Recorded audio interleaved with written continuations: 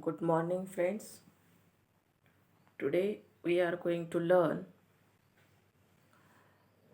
BA Part 3 Introduction to Literary Criticism paper for your semester 5th, Module 2nd Classical Criticism, Part 2nd Concept of Tragedy and the Concept of Tragic Hero in Aristotle's Poetics. In the first part,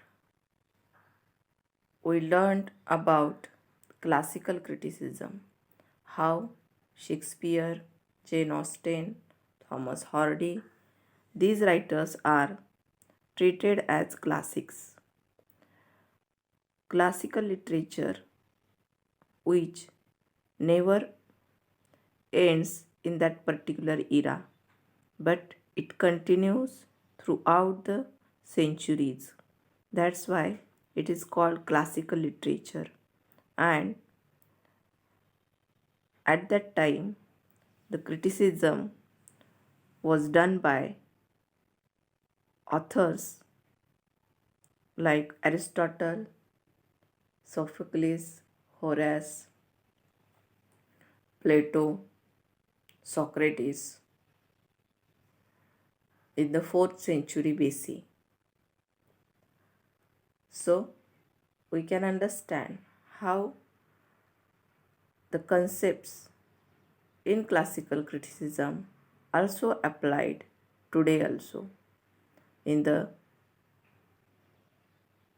21st century also, and we can learn those concepts and apply those concepts to this particular era. In concept of tragedy, we learn what is the Aristotle's concept of tragedy, how it is a presentation of certain magnitude and feelings, thoughts. Now we are going to learn the next part, how Aristotle's Poetics in chapter 15 he presented the concept of tragic hero, or what are the characteristics of tragic hero. See, the first characteristic, that is the character must be good. A character of tragic play or tragedy must be good. Aristotle want to suggest how this particular character is important in tragedy and he must be good. A character is good if his words and actions reveal that his purpose is good. In ancient Greece, women were considered as inferior beings and slaves as worthless. But Aristotle says that when introduced in tragedy, even women and slaves must be shown to have some good in them. Entirely wicked characters, even though assigned minor roles, are unfit for tragedy. Wickedness may be introduced only when required by the necessities of the plot. Wanton introduction of weakness must be avoided, and when introduced, even wicked characters must be made good in some respects. Wickedness must be mixed up with some good as in actual life.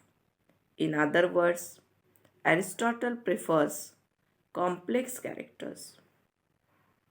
Just as a successful painter makes his portrait more beautiful than the original, in the same way, the poet must represent his characters better and more dignified, and must still preserve the likeness to the original. So, in this particular character must be good. Aristotle want to suggest, though tragedy or in poetry there is a presentation of wicked characters also, but there should be good traits in that wicked character as well. Characters must be appropriate.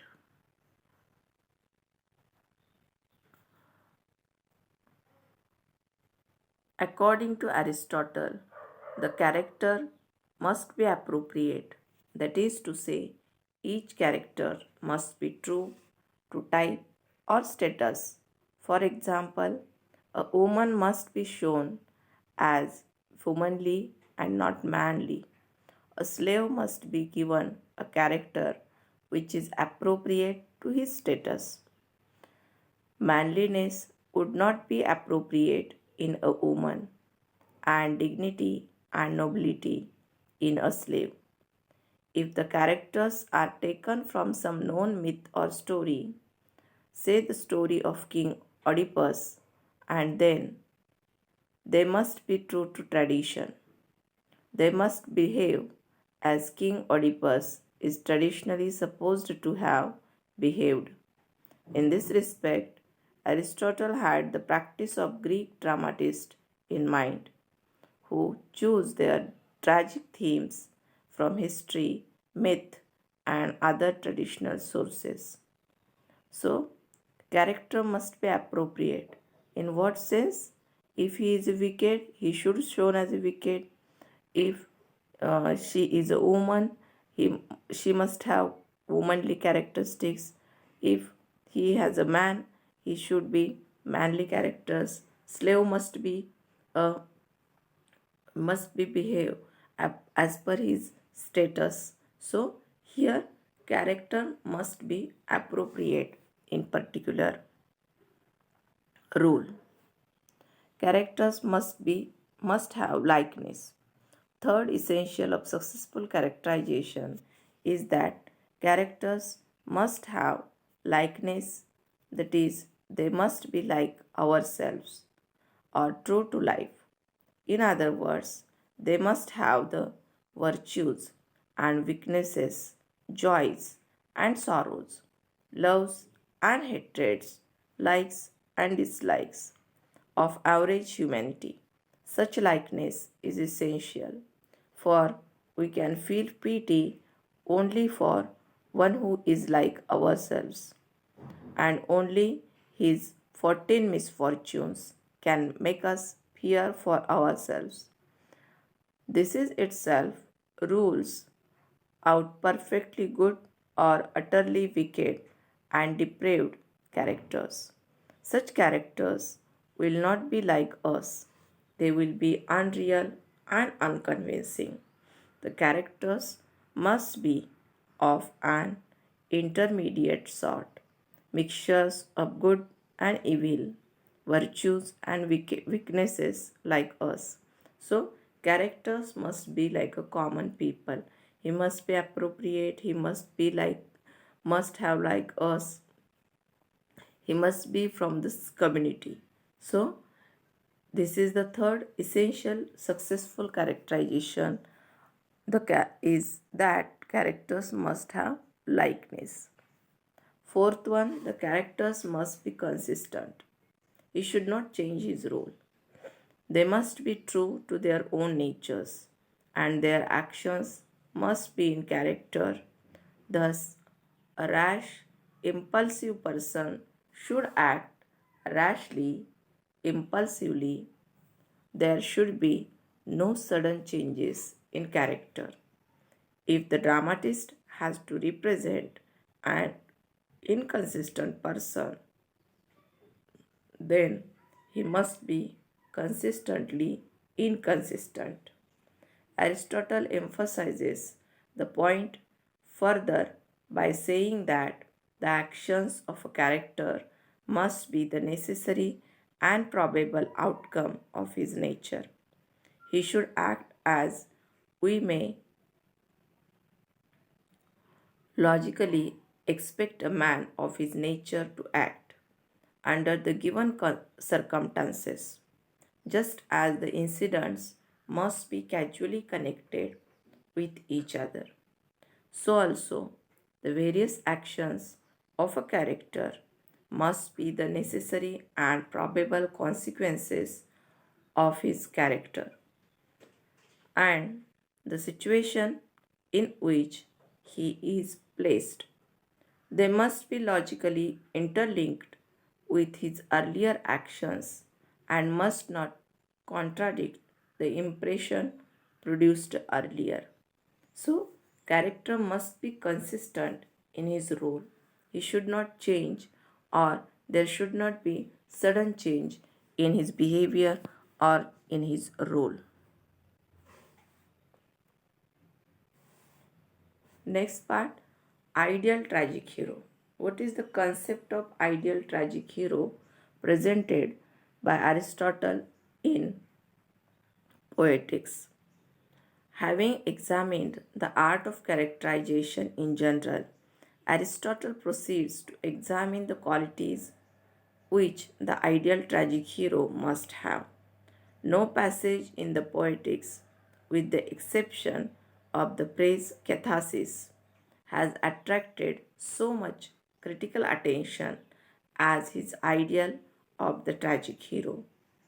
The function of tragedy is to arouse the emotions of pity and fear, and Aristotle deduces the qualities of his hero from his function. He should be good, but not too good or perfect, for the fall of a perfectly good man from happiness into misery would be odious and repellent.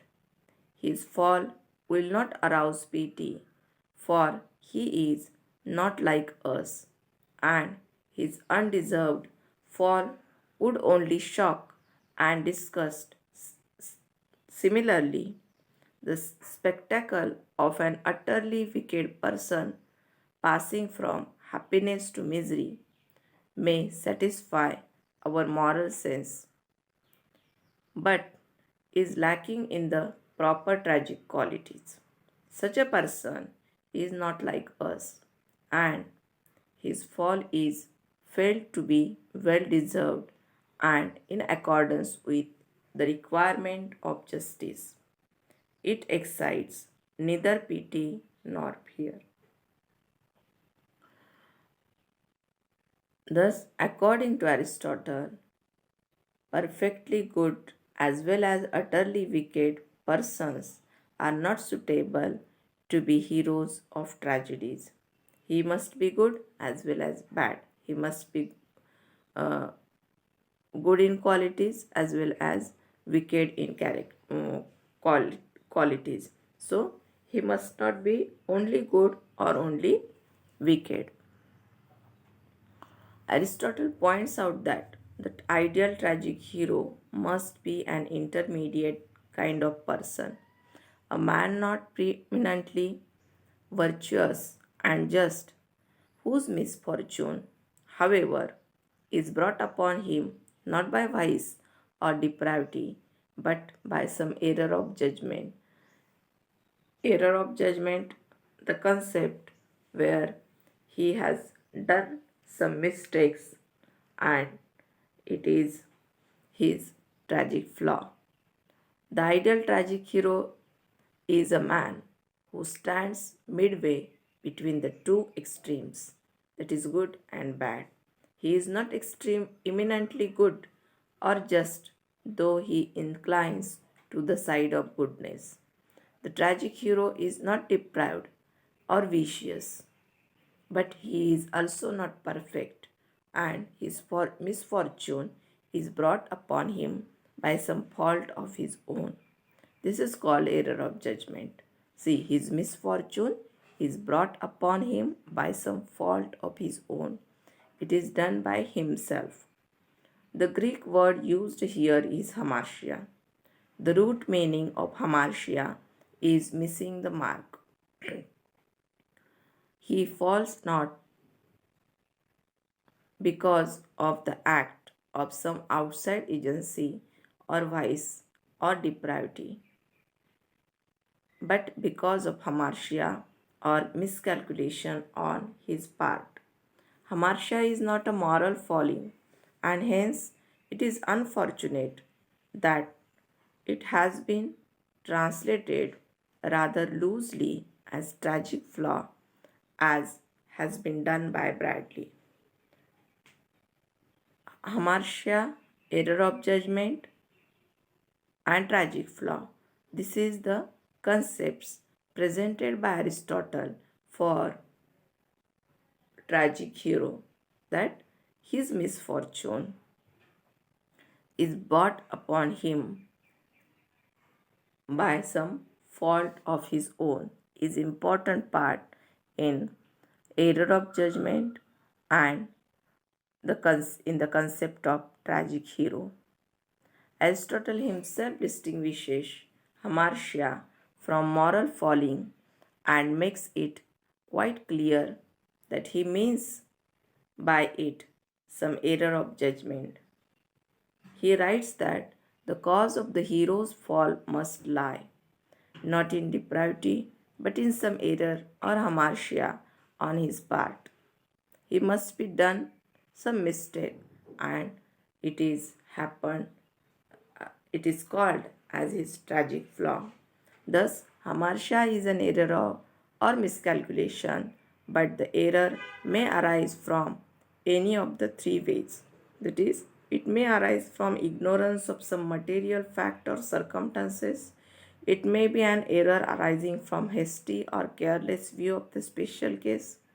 It may be an error voluntary but not deliberate, as in the case of acts committed in anger or passion. That's why when we read Shakespeare's four tragedies, that is Othello, Hamlet, Macbeth, and King Lear, there is a tragic flaws of those heroes are presented in that particular dramas. As a matter of fact, hamartia is a word which admits of various shades of meaning and hence it has been differently interpreted by different critics. However, all serious modern Aristotelian scholarship is agreed that hamartia is not moral imperfection, though it may be allied with moral faults, that it is an error of judgment, whether arising from ignorance of some material circumstances, it may even be a character trait, for the hero may have a tendency to commit errors of judgment and may commit not one but a series of errors. So, in this particular part, we learn that is how the character must be good, character must be consistent, characters must have likeness.